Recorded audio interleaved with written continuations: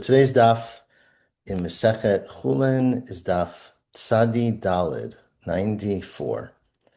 And we're moving on. Mishnah at the bottom of daf Tzadi Gimel Amabet, 3 lines from the bottom, says the Mishnah, remember that this parak is talking about the problem of Gid HaNasheh, and you're not allowed to eat the Gid HaNasheh. We did learn big discussion, but you can dig out the Gid HaNasheh and eat the limb where if you remove the Gid HaNasheh, which we've discussed exactly what's involved in that. But of course, if you go to the store and you buy ground beef or you buy a steak, you can't always tell if it came from an animal and if it includes parts of the Gid HaNasheh. So it says our Mishnah, Shaleach Adam Yarech Legoy Lo'ovei Kochavim, is how my gear says.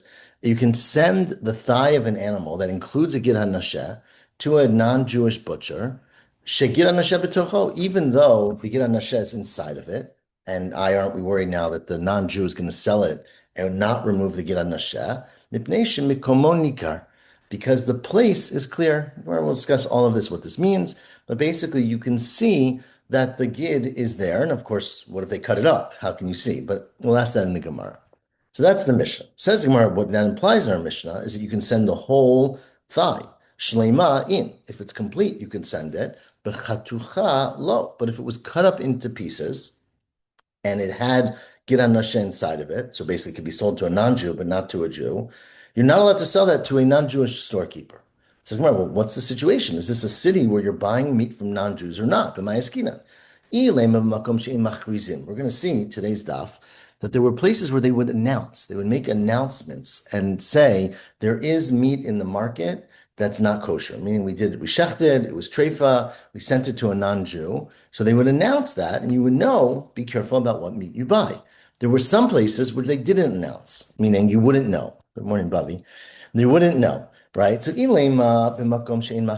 talking about a place where they don't announce that there's non-kosher meat, meaning there might be non-kosher meat out in the market, which means that people have to use their own judgment and their own hechsher in order to prevent eating non-kosher meat. So then, top of daf tzadi dalim and aleph, chatucha nami l'shaderle.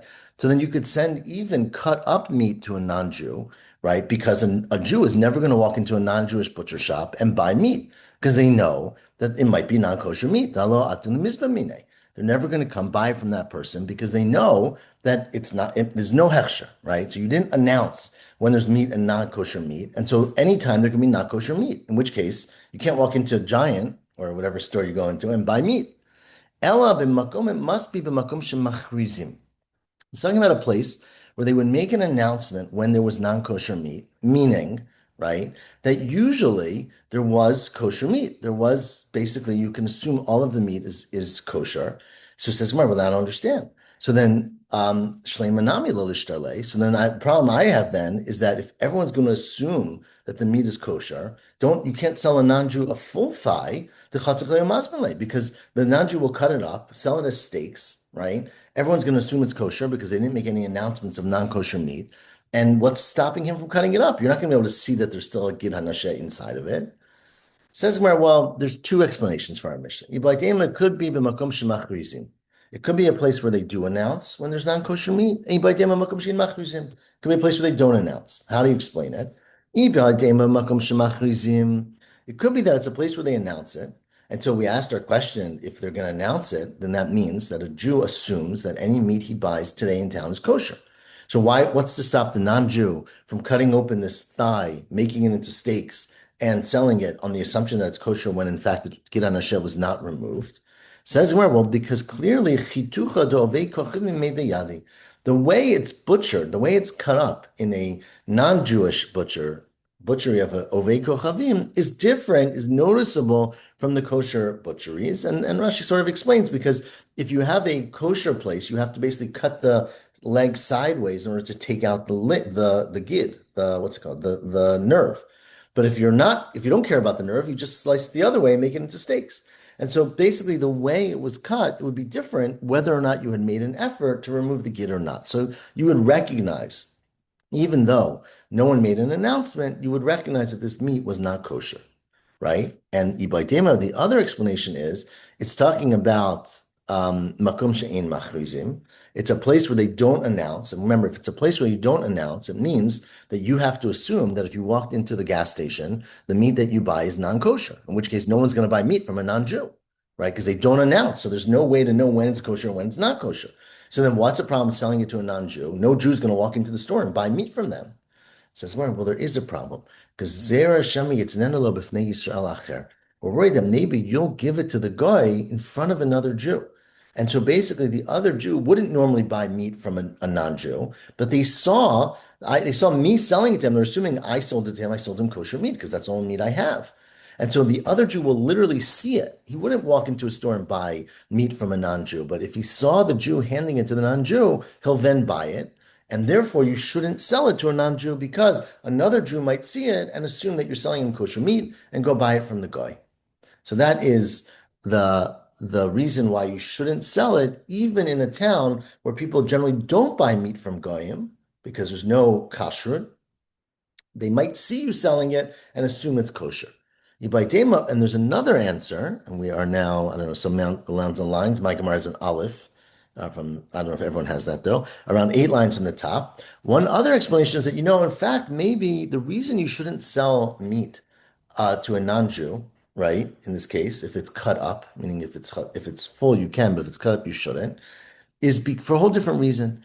It's because the non-Jew does not realize that what you sold to him is meat that has a giran nashe inside of it. So he thinks that what you're selling him is kosher meat. Obviously, kosher meat costs a lot more than non-kosher meat. So you're giving him a good deal, selling him for $5.99 a pound, right? And kosher meat costs $10 a pound, but not kosher meat might be $2 a pound. And says Rashi, this is Rashi's explanation, you're basically stealing his dot, you're stealing money from him by tricking him. Because he gets the impression, he assumes, the non-Jew, that you're selling him kosher meat, which is valuable.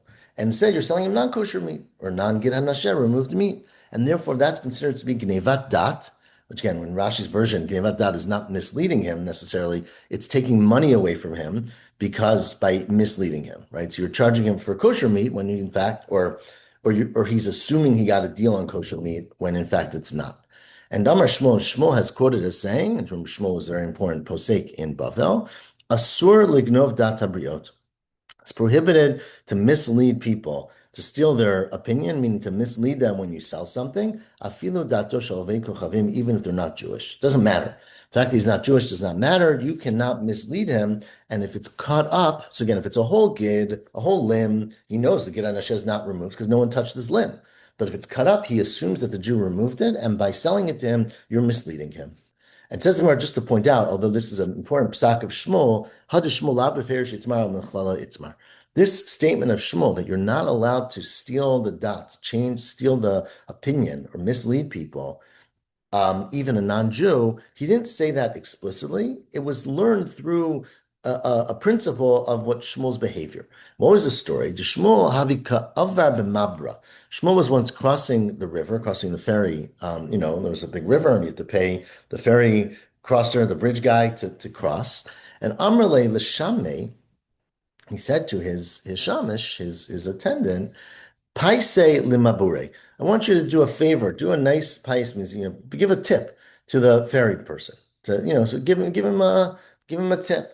So paise, and the shamish gave him something. The ikbin Shmuel got very angry, right? So that was a story where he got really angry, he fired his attendant, because of how he paid him back. It says, well, what happened in that story? That was the famous story of Shmuel getting angry at his assistant. Now, my time Ikbid, what exactly happened? What did Shmuel get upset with? So Amar Abaye said, what happened was, Tarnagola Treifa Havoy. What happened is that Shmuel had a chicken that they were taking along on the trip, and they shechted it, and it turned out to be a treifa. So he had a chicken that he couldn't really use himself because it was a treifa. And the shamish, his attendant, his assistant, gave it to the non-Jewish ferryman, right? It's like giving your stuff away to the non-Jewish person. Yavini le b'mar deshchuta. He gave it to him, but it was the assumption that it was something that was shechted. So meaning he misled, he basically gave him something which he thought, oh, I got a nice kosher chicken. And in fact, it was a non-kosher chicken. Now, it doesn't matter really to the guy. He can eat either one, but that's called gnevat dat, because basically you're misleading him into thinking something more valuable. So that was the case according to Abaya. Rava says, in fact, the case was Ampika Amar Leila Shkuye. He told him to give him Ampika, meaning he told him to give him a Ampika, which is a amount of wine that you give basically that is undiluted. So meaning it's more valuable. It's a concentrated wine. And Ashkai Chamra Maziga, in fact, he gave him wine that was diluted. So basically, he wanted him to give him, or he implied that he was going to give him higher quality stuff, and he gave him lower quality stuff. So it's the same idea, basically, that the sense was that he was giving him something that was more valuable than what he in fact gave him. And even though, again, in this case, he was a non-Jew, and that was the point, because he was the ferryman who gave him treifa, Shmuel got very angry that his shamish misled the guy to thinking that he was getting a higher tip than he was in fact getting. Says, okay, that's interesting, but why did you have to point out that Shmuel's principle was only miklala, not said directly? Says the Gemara, "Im nichlala mai." So what if it was said from a klal, meaning from a indirect association? Says the Gemara, well, because you can always ask about this. Leman da amar treifa havai, right? According to the one who said that what his shamish gave him was a treifa, maybe why Shmuel was angry at his assistant was not because he misled the ferryman. It's because he was angry with him that he had a treifa. I'm like, Amai Tishai Yisura. Why are you keeping on something that's usher? Meaning, we shechted this bird, it was a treifa. Why don't you throw it away right away? Why'd you keep it with us? Because it could be, of course, that a Jew will end up eating it. And the man da Amr Ampika Amar Leila Shkuye, according to the one who says that Ampika, right, that he was supposed to give him this concentrated wine, maybe, and his shamish, his assistant, gave him diluted wine. Maybe Ampika Chaya Mashma. Maybe Shmuel got angry because he basically didn't listen to him. Because he said to him directly, give him Ampika, which is Chaya, meaning undiluted, it's raw wine. And the guy didn't listen to him. The assistant didn't listen to Shmuel and gave him something else. So maybe you could say from here that it's not a complete proof, even though the Gemara does prove it. But in fact, there's another way to read Shmuel's anger in the actions of his assistant. Anyways, back to this question of confusing someone. Tanya, we are at the sixth to last narrow line. Haya Rabbi Meir Omer Rabbi Meir, the Tana was quoted as saying, Al yisarev adam nechavero l'sonitzlo. Don't be misarev. Misarev literally means to pressure, right? To force someone or encourage someone to eat with you. So invite them over, even though you know they're not going to come. The Yodea Bosh Eno So'ed. You know they're not going to come. So basically, you know they're not coming. So you are sort of inviting them to the wedding, right? Knowing they're not going to cost you anything, but implying that you have goodwill. But in fact, you're just doing it because you know they're not going to come. So again, you're misleading them. Don't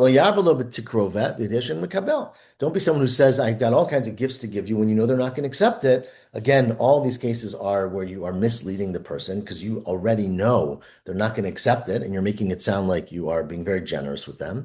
And the third to last narrow line, you shouldn't open up a barrel that has already been sold to the chenvani. Right? What would happen sometimes you had a barrel, let's say it was 100 gallons of wine, 100 liters of wine. Person comes to your house, you're like, oh, I have such a great guest. I'm going to open a brand new barrel just for you. Of course, when you open a barrel, in those days, you couldn't necessarily close it. So once you open it, you've got to drink it all within a few days or it gets bad. So that's a tremendous gift to this person that you opened up a new barrel just for them. But in reality, you had already told the chenvani, look, I've got a guest coming. I'm going to open a barrel and give him, a couple of glasses of wine and bring the rest to your store to sell. So you basically imply to the person that you're going to great expense on his behalf, when in fact you already have an arrangement that you're going to sell the rest of the wine. Says Rabbi Meir, don't do that because you're misleading him. Elamkin hodio, unless you tell the person, look, I'm opening this for you, but I got a plan for what I'm going to do afterwards. And the same idea is you shouldn't say to someone, oh, here, take this container of oil, a fancy oil, and use whatever you want, when in fact it's 90% empty, right? So basically, you're implying that you're giving him a lot, when in fact it's a very small amount. But if you're doing all these things to show honor, then mutar. Then it's very clear you're not doing it for him to feel a debt to you, for him to feel like you gave him something. It's to show other people that this guy is very mechubad, then you're allowed to do these things. Ask him, is that true? Ve'ini. But it's not true. There was a case first of the wide lines now. Ha'ula, there was a case of Ula, who was a very chashav person. Ikla de Rav Yehuda, he came to a visit in the house of Rav Yehuda. Patach lo charviot hamukarot lechenvani. And Rav Yehuda opened up the barrel, which he had already made an arrangement with the storekeeper that whatever's left, he's going to take to his store and sell. And according to you, because Ula is very chashav, right? Then he doesn't have to he can do it for him basically uh, just in order. Sorry, that's correct. So he did it for Ula, but he didn't. We think the first version is that he didn't tell him. So basically, Rav Yehuda is opening a barrel for Ula and implies to Ula like, oh, he's doing this big favor for me to open a fresh barrel of wine, when in fact he already made an arrangement to sell it with the storekeeper. Answers the Gemara, well, one answer is Odi Odi. And in fact, he actually told him this. He said to him, Ula, here, I'm opening this wine for you, but don't worry, I'm not opening the whole barrel for you. I'm planning on selling the rest. But it could also be Shani Ula. That in fact Ula was different to Chavavle Rav Yehuda. He was so dear to Rav Yehuda that even if he wasn't going to sell it in the store, Blav Hachinami Miftach Havipatikle, he would have opened it for him. So that he's not misleading him. He's not saying to him, oh, I think you're so valuable, when in fact his plan is just to sell the extra right away and not leave it all for Ula. He would have done it anyways. It happens to be he got a good offer from the storekeeper to sell the wine, but he would have done it. So again, this is a case where it depends on your intention. And since his intention was to respect Ula and he would have done it anyways, he's not misleading him. So that is the story. Tanur Rabbanan, third wide line. Lo yelech adam lebeit avel. A person should not go, again, these are all cases where you're misleading someone into thinking that you're giving them something more valuable. It used to be, even today in many places, right, the custom when you went to the Beit Avel was to bring food. You went to a Shiva house, you would bring food to show covered for the mourners and the mate. And so this person walks into a Beit Avel, ubiyado lagina mitkashkesh. You've got lagin, which are legionos, right, container sacks of wine, or that are rattling around, right? Meaning that they're making a lot of noise. So basically you have, 90% empty bottles with a tiny bit of schnapps on the bottom. And you walk in and give it, and of course you can't see on the inside, they didn't have glass bottles. So you're misleading people because people think you're bringing a full bottle of wine. And in fact, you're bringing a tiny little bit. So that's misleading. And also, you shouldn't take a jug that looks like it's full of wine, but full water into it. And again, they'll think, oh, this person's bringing this great gift when in fact it's a very small gift. Because that is fooling, it's misleading them. Then yesham chever ir mutar. But if there's a chever ir means a crowd of people from the city. So basically, then what you're doing is you're just trying to show respect for the mourner or for the dead, maybe, right? Meaning you're just walking in so people will see, oh, everyone respects this person. They're bringing fancy food when in fact it's just empty containers. But that is mutar because actually you're showing other people that this person is very respectful and you're accomplishing a goal even with though there's no food or not a lot of wine inside the barrel. Tanur Abanan says the Braita, Lo yimkar adam lechavero sandal shel meita. Where am I?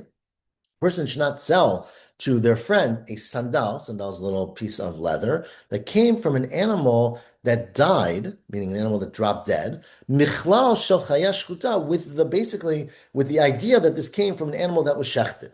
So, meaning if you had an animal that was shechted, the leather or the hide of that animal is much more valuable. We'll see why in a second, than an animal that dropped dead. And so you shouldn't mislead someone and say these leather sandals came from a properly shechted animal when in fact they came from a dead animal that was found on the street. For two reasons. First of all, because you're misleading him. You're making him think that you spent a lot of money on this leather, right? It's higher quality, when in fact it's lower quality. The second is that it might be dangerous, right? You don't know if an animal drops dead, it might have some disease. It might have some, we always worry about snakes and poison and the Gemara, but some kind of infectious thing where basically a person then going to put this sandal on his foot or wear it around his neck or something, it can lead poison or infection into the person. And so you're basically misleading the person by changing the value, and you're actually exposing him to something dangerous. So you shouldn't do that. Where am I? Continues the Gemara.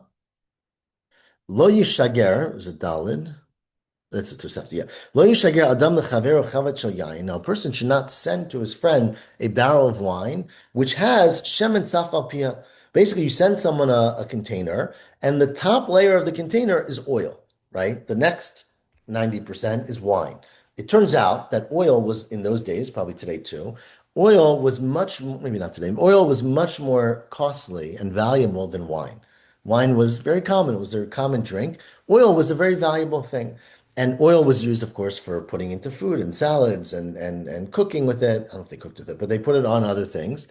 And so you basically shouldn't send someone a barrel with the wrong label, right? So there's oil on top, and they think the whole thing is oil. Turns out they'll pour out a little bit of oil, and the rest of it's just wine. So you should not do that because again, you're misleading somebody. And in fact, Gemara emphasizes it with this story. There was once a person who sent to his friend a barrel that was really wine, but there was shemen tzaf, there was some oil floating on the top. So the person thought that it was all oil.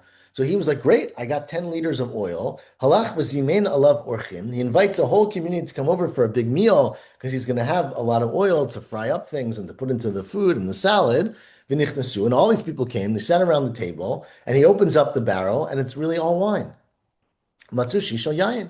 He finds that, in fact, he's got nothing to feed them. He's got a lot of whiskey, a lot of wine, but he has nothing to feed them. And it was so embarrassing for this person, chanak et atzmo, that he actually went and hung himself. So committed suicide because he was so humiliated. And so you can see there's a very big consequence to misleading a person.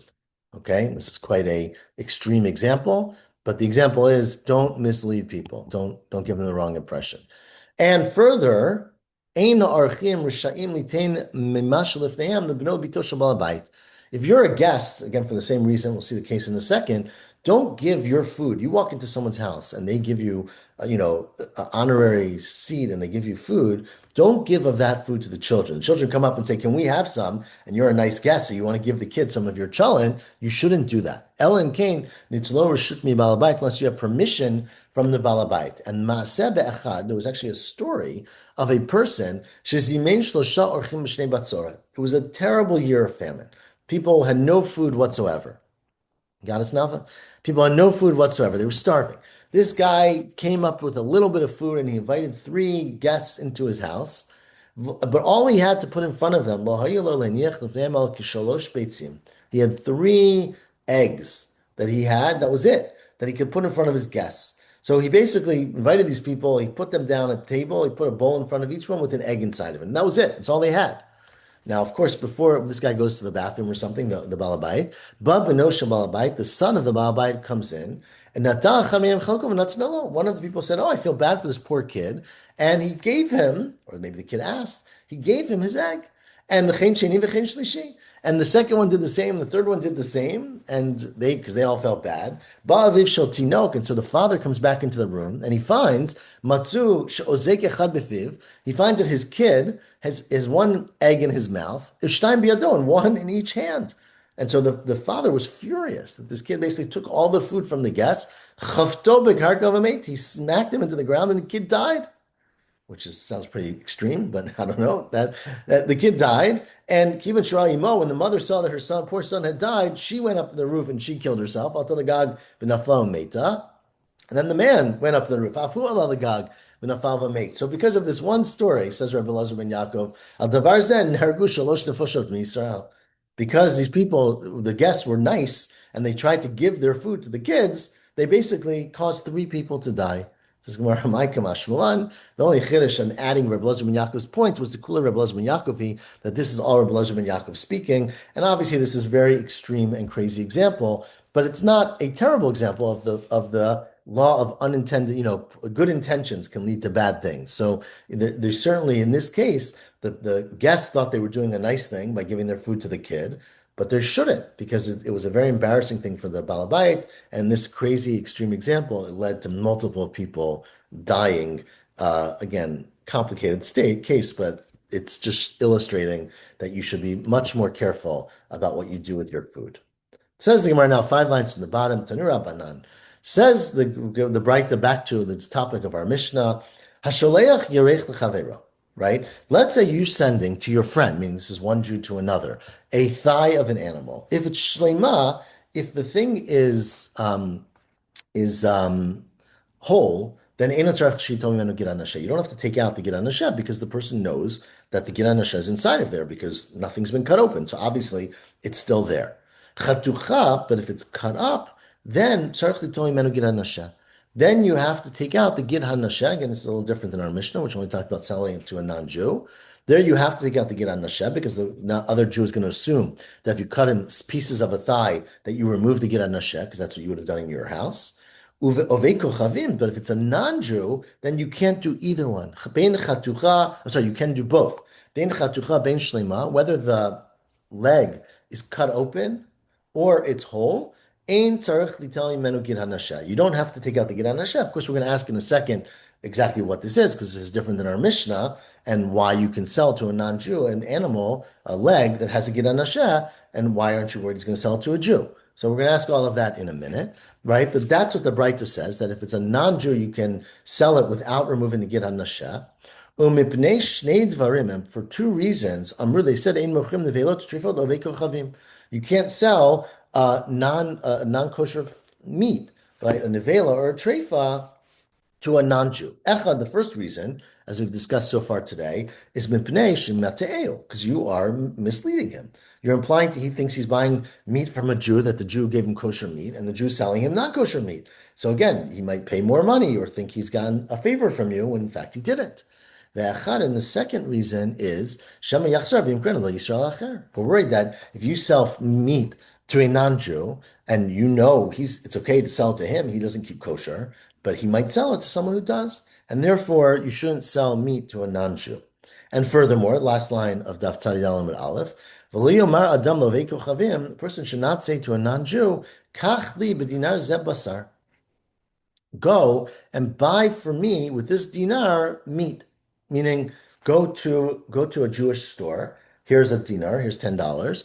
Buy me $10 worth of meat. Why shouldn't you do that? Mishnei dvarim, for two reasons. Echad, turn to Daf Tzadi Dalet Amud, nipnei ha'anasim, because they are anasim, which are basically people who put steal, right? They're violent people, and so you're afraid that this non-Jew is going to walk into the Jewish store and say, "Give me $10 of meat. I'm not paying you anything." So basically, by getting a situation where you're making him go to a store and buy meat for you, you expose a Jewish storekeeper to being robbed, and he'll just keep the money. So you shouldn't ask him to do that. And of course, that would be a place where something is that concerning. And the bigger concern, or maybe the other concern, is that basically he's going to go into the store and say, I need to buy $10 worth of meat. And they're going to say, oh, he's a non-Jew. They'll sell him treifa meat. And he comes to your house and he delivers to you the non-kosher meat. So you shouldn't ask a non-Jew to go buy meat for you for these reasons. Okay, that's the end of the Breita. Now, Amar Mar, let's go back and try to understand the rationale for the halachot in the Breita. So the Breita said, "Bovei kochavim, bein shlema, bein chatucha, eino tzarich litol imenu gid hanasheh." If you sell a leg of an animal to a non-Jew, whether it's whole or it's cut up, you don't have to take out the gid hanasheh. Says more b'mayaskina. I don't understand what's the scenario? Remember, we said earlier today that there were different customs, and we're going to see more about this right now. That some places they would announce that if there was non-kosher meat, they would announce there's non-kosher meat in the market, so everybody now knows that if you're going to go to the store and you buy meat, you have to make sure you're getting the kosher meat, right? But otherwise, you can assume it's always kosher. And there were cities in which they didn't make announcements, meaning they never said if there was non-kosher meat. So a Jew would always assume that there's non-kosher meat, right? You can't say, oh, it's usually kosher, but they'll announce when it's non-kosher. They don't announce anything.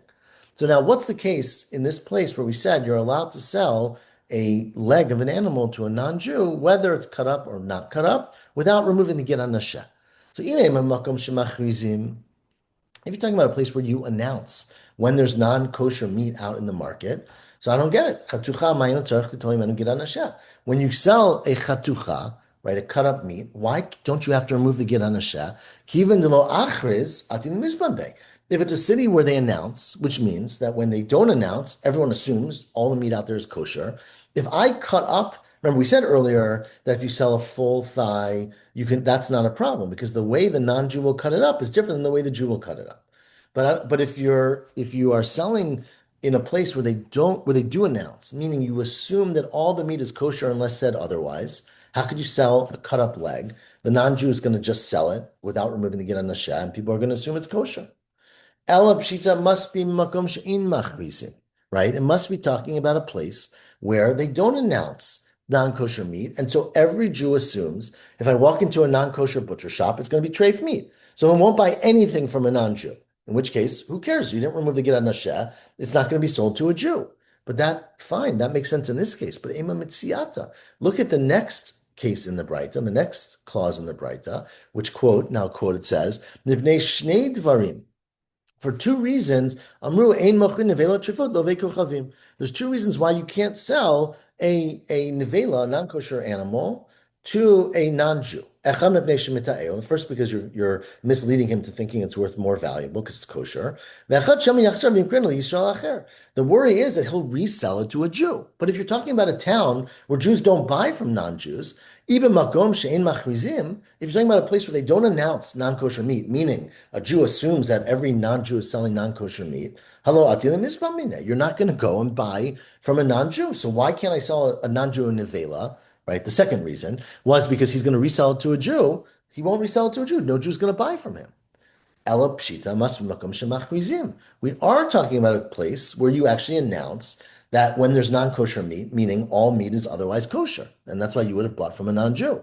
So then ema seifa. Then look at the third case in the Mishnah, sorry, the fourth case, but in the Braita, sorry, the last case in the Braita, which said now, lo yomar adam lovei kochavim. A person should not say to a non-Jew, yikachli b'dinar ze basar. Here, take $10 and go buy meat and bring it to my house for me. Get DoorDash, right, from a non-Jew. For two reasons, said the Braita. One is because we're afraid he's just going to go and steal it and shoplift and not actually pay the Jewish person. So you're setting up a situation of robbery.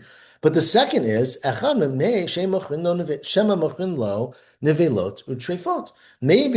the non-Jew will walk into the store and say, I want $10 of meat. And the store owner will say, okay, you're not Jewish. I'll give you the treifa stuff from the back, right? But if you're talking about a town where they announce when there's non-kosher meat, right? If it's a place where they announce whenever there's non-kosher meat, you'll know about that. They would have made an announcement. Be careful when you go to the store today. There's a non-kosher meat being sold, right? And so then you would know not to give the goy money in order to buy food for you. But if they didn't make that announcement, why can't you give money to the non-Jew and say, go buy me meat? All the meat in town must be kosher.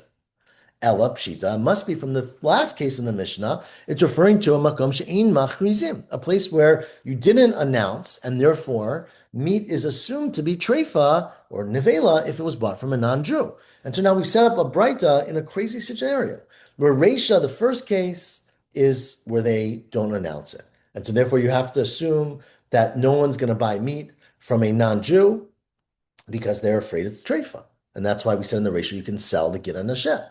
The Seifa is also the last case, Makom Shein Machrizim, and the middle case where we said the middle case was where you are not allowed to sell Nevelo Trefot because he might resell it to a Jew, must be Makom Shemachrizim.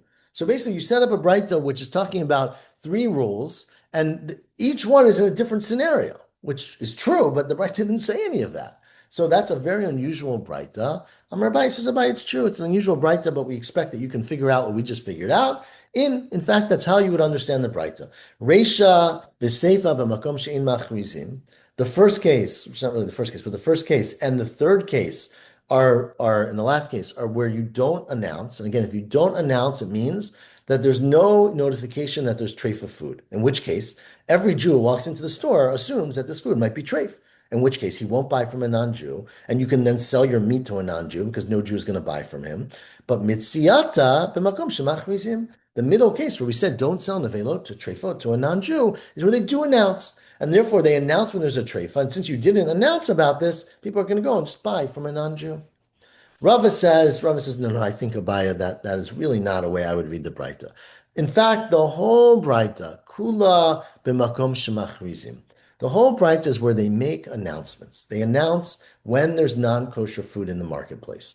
And if they didn't make an announcement, if there's no sign on the door, you walk into the market and you can buy any meat in that market because they would tell you if there was meat that you couldn't buy. So then how do you explain all the cases in the Braita? It says, Rava, you didn't explain whether they announced or not. Reisha v'seifa shehichrizo. The first case and the last case is where they made an announcement there is treifa or non-kosher meat in the marketplace. In which case, if they made an announcement, you can go to the market and sell your non-kosher meat, your gid nasheh meat or your treifa meat to a non-Jew, because since there's a warning sign that says, be careful, there's non-kosher meat in the market, Jews are not going to buy from that person without a hashgacha. But mitziyata shlo hechrizu. The middle case of the bright is where they didn't make an announcement, and there, when they didn't make an announcement, you can't on the quiet sell your treifa meat to a non-Jew because he's going to resell it to a Jew. So that's again, it's a dochik because I mean, you could say it's a place where they make announcements, but why would the Bright have three different cases? But that's the same answer. That's the Rava's explanation. And Rav Ashi says, no, no, no, no. The whole thing is kula b'makom she'in machrisim. We're all talking about a case where they don't make an announcement when there's non-kosher meat, which means that you walk into the store, you have to assume this might be non-kosher meat, and therefore you would never buy from a non-Jew. So there should be no problem in a Jew selling meat to a non-Jew that's treif or giran nasha, because no Jew is going to walk in there and buy it. So why in the middle case do we say you shouldn't sell it, right? Because nevelot and treifot to a non-Jew, why can't you sell nevelot and treifot to a non-Jew? No Jew's ever going to buy them.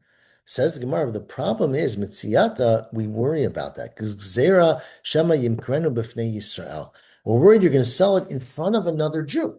And so there, if another, again, the case we had earlier today, as if another Jew sees me walking into the store and selling a piece of meat to a non-Jew, he might turn around and say to the non-Jew, "Oh, I want to buy that off you. I just saw Shlomo send it to sell it to you. It must be kosher." And in fact, it's not. And because of that, they made a gzera that you should not sell when another Jew might see you selling. So that is how Rav Ashi understands the Braita.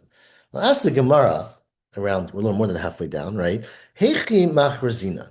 What is this announcement that they make, right? When you say they announce it, how do they make this announcement? We are, I guess, like 12 lines or so from the bottom. Says Rav Yitzchak Bar Yosef, what the announcement they would make is Nifal Bisra Lebnei Chayla. The meat has fallen into the hands of the soldiers, right? There were chayalim always. There were always troops that would come by, especially in the Roman period, and there was a responsibility. Of course, this was always talked about in the Gemara that you had to feed them. So they would make an announcement: the meat has fallen to the soldiers, which is a way basically of saying that non-kosher meat is out in the marketplace. That meat that goes to the soldiers is out in the marketplace. Says Gemara, why don't you just say that? Lema, why don't you just say nafal trefata lebnei chayla? Why don't you just say a treifa is there and being sold to the soldiers? Why can't you announce that? Because then lo zafni. The worry then is that people are not going to buy it, right? We don't want to get out there and say, oh, there's treif meat hanging out in the market, because everyone's going to be, oh, I don't want to buy that meat. It's treif. I don't want to buy it. It's treif. And so therefore, they basically would make a symbol that all the Jews would understand that there is meat out there that's going to the soldiers. And the understanding is it's not kosher meat. Says Gemara, what do you mean? So we've had a whole Gemara today that you're not allowed to mislead people. Hakam mitayile. You're saying that the whole point of making this announcement in a way that doesn't say the word treifa is that people don't think there's a lot of treifa out there. But it is treifa. So you're misleading people. Answers the Gemara, no, no, no. They, and this gets very complex here, they are the ones who are confusing themselves, who are fooling themselves. Meaning, you never said to them, I'm selling you kosher meat or I'm selling you treifa meat. They're the ones who are making assumptions that you did not support. That's their problem. Right? You didn't say, right? So Rashi says it. You didn't say if it's a treifa or if it's kshera, right? You just basically said that I'm selling you meat. Earlier, when we were worried about you misleading the non-Jew, that was where it was a chazakah that you shechted kosher meat, shechted meat. Here you weren't doing that, and therefore you just have meat that has no reputation that it was shechted, and therefore you want to make sure the other Jews know there's treif meat out there, and so you would make an announcement, there's meat that goes to the soldiers that's out in the market, which is a code word for non-kosher meat. Okay, very interesting practices. Continues the Gemara, Kiha de Marzutra Breder of Nachman. It's similar to this story of Marzutra, the son of Rav Nachman, the Havi Ka'azel Misichra the Mechuzah. Rav Nachman, Marzutra, the son of Rav Nachman, was traveling once from Sichra to Bnei Mechuzah. I don't actually know where these places are. Obviously, they're both in Bavel. But he was traveling from one place in Bavel, from one city to another. And it turns out that Rava and Rav Safra, Havi Ka'atu the Sichra. Rav and Rav Safra were coming in the other direction. So he was leaving Sichra, leaving town to go to Bnei Mechuzah. And Rav and Rav Safra doesn't say where they were coming from, but they were about to enter the town of Sichra. So Pagra Adadi, and they bumped into each other, right? Now, so basically, he was essentially leaving, right, the town of Sichra and going to Mechoza. And I guess Rav and Rav Safra, I think they lived in the Bnei Mechoza, let's say. I think Rashi says that. Um, he doesn't say. So let's say they lived in Mechoza. They were leaving Mechoza to go to Sichra, and they bumped into him on the road. So he thought, now Mar Zutra had a thought to think, oh, wow, these two rabbis, these two Talmidei Chachamim, showed up because they heard I was coming, and they came to greet me. Hu savar la'apehu deka'atu. He thought they're coming to greet me. So he said to them, "Oh wow, it's so nice of you to come. You didn't need to." Amar lahu, he said to them, "Lamahu l'Rabbanan detarach v'atu kulihai." Oh, I feel bad. Why did you come so far to come greet me into your city? Now, of course, they didn't, right? They were just stam walking on the road and they bumped into him. Amalei Rav Safra, so Rav Safra said to him, "Oh no, we didn't come to greet you. Anan lo havi yadina tagatimar. We had no idea you were coming, right?" If we did know you were coming, we would have come even further to greet you. Tafei havi tarchina, we would have walked 10 miles to come greet you. But Rasafra actually owned up that they were not doing this on purpose. It was completely an accident. So Amalei Rava, so now Rava said to Rav Safra, right, to his friend, well, why'd you have to admit that? My taima Amr lehachi, right? Why did you tell him that we didn't actually come to greet him? Dachal shedaite. You made him feel bad, right? Meaning he thought he was so excited that everyone had come to greet him, and you had to admit that in fact it was just a total accident. So Rav Safra sent to Rava, well, because I didn't want him to be misled. Amar le, v'hakamatina le. I didn't want to mislead him, and he would walk away thinking that we came to greet him and he owes us a debt, and we're so chashiv, when in fact we didn't come to greet him. Amar le, Rava said back to him, well, I added the word Amar le, but it says Rava said back to him, Iyuhu dukamitay l'nafshayo. Oh, sorry, the Rif actually adds the word Amar le, sorry. Amar le, the Rava said back to Rav Safra, that's not our problem. He's the one who is building on the assumptions, right? Meaning we never said to him, we came to greet you and we're misleading him. We're just walking down the road. He looks at us and he says, oh my God, they came to greet me. Thank you so much for greeting me. In that case, says Rava, we don't have a responsibility to correct him. He chose to make this assumption. That's his problem. That's his mistake. The only problem is we can't encourage that assumption. But here we didn't do anything. We were just walking down the road. He misread our actions. And says Rava, in that case, you don't actually have to correct him. So it's only where you're doing something that a person will misunderstand that it's considered genevat dat and you are misleading him. But in a case like this, it's not considered to be misleading him. Whew. So now we got all the principles. We're going to stop here. It's the last line. So now it continues the same idea, but we'll continue tomorrow. Um, have a wonderful week, everyone. Shavua Tov. Thank you. See you Shavua guys. Tov. Have a wonderful week. Okay, don't mislead anyone. Shavua